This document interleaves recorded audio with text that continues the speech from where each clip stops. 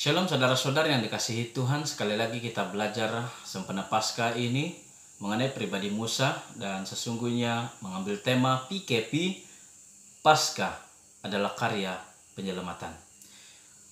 Kita melihat dalam Ibrani pasal 11 ayat yang ke-24 dan 25 di mana pribadi Musa akan menjadi fokus untuk pembelajaran kita karena melalui dialah peristiwa Paskah yang pertama diceritakan dalam Perjanjian Lama. Saudara-saudara yang dikasihi Tuhan, sebagai putra, Musa menerima pendidikan khusus di kelas 1 di Mesir. Dan hal itu terbukti atau dapat dibuktikan di dalam Kisah Rasul pasal yang ke-7 ayat 17 hingga ke-22, di mana dia memanfaatkan sebaik-baiknya peluang yang dia ada itu. Tetapi di sudut yang sama kita boleh melihat kemungkinan bahwa pada Keluaran pasal 2 ayat yang ke-10 di mana yang mengasuhnya adalah orang Ibrani, sehingga ia diguna istilah waktu besar atau waktu ketika anak itu menjadi besar barulah putri Firaun mengambil. Maka saya memahaminya begini, ia diberikan pendidikan di awalnya kecilnya itu pendidikan mengenai pentingnya untuk menjaga kedudukan mereka sebagai umat pilihan.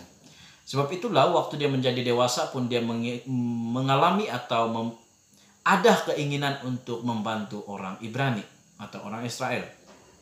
Tindakannya untuk membunuh orang Mesir yang menganiaya pada peristiwa yang berikutnya itu menjadi gambaran yang jelas bahwa ia begitu berpihak kepada bangsanya sendiri.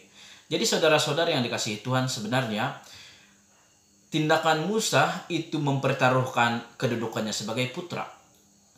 Dan secara amnya ini menjadi gambaran yang jelas bagaimana Yesus dari surga turun ke dunia untuk menjadi manusia. Demi untuk manusia. Dan untuk menyelamatkan manusia. Semuanya itu adalah untuk kita mengerti dan melihat bahwa kedudukan tidaklah penting pada waktu kita ingin menunjukkan suatu yang sungguh luar biasa sebagai inti kasih yang sebenarnya. Demikianlah Musa melakukan dan demikianlah Yesus juga melakukan hal yang sama, sehingga seharusnya kita meneladani cara mereka. Yang anehnya, manusia belum ke surga tetapi kedudukan mereka ikat dilihat sebagai jaminan yang kekal, dan mereka tidak mampu, tidak mau, dan sesungguhnya tidak berani turun dari kedudukan mereka yang disegani itu atau dihormati. Sehingga akhirnya dalam pelayanan timbul satu jurang yang agak dalam dan sukar untuk ditembusi oleh jemaat yang biasa. Jadi saudara-saudara yang dikasihi Tuhan, andainya ada di antara kita yang punya kedudukan yang dianggap disegani dan dihormati, pada waktu kita hidup bergereja, turunlah, tanggalkanlah kedudukanmu, supaya kita punya kehidupan yang sama, dapat saling mendorong, dapat saling membantu dalam hal-hal kerohanian, dan semuanya itu akan membuat kita semakin erat sebagai sebuah keluarga Kristen. Demikianlah seharusnya kita menghidupi kehidupan berkeluarga.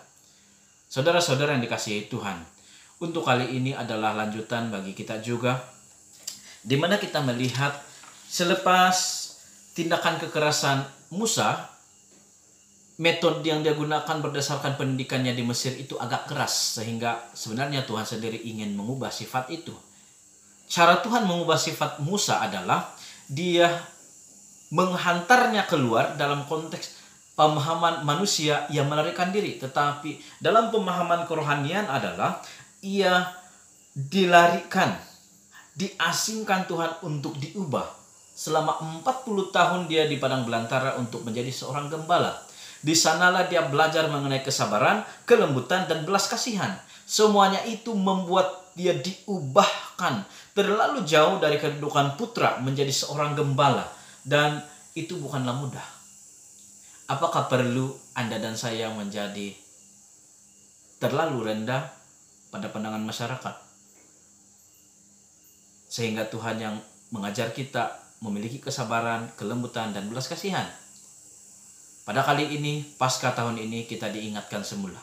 Sebelum Tuhan mengajar kita, kita sudah diajar hari ini. Supaya kita melatih diri kita untuk bersabar, melatih diri kita untuk memiliki kelemah lembutan, dan juga melatih diri kita untuk terus berbelas kasihan.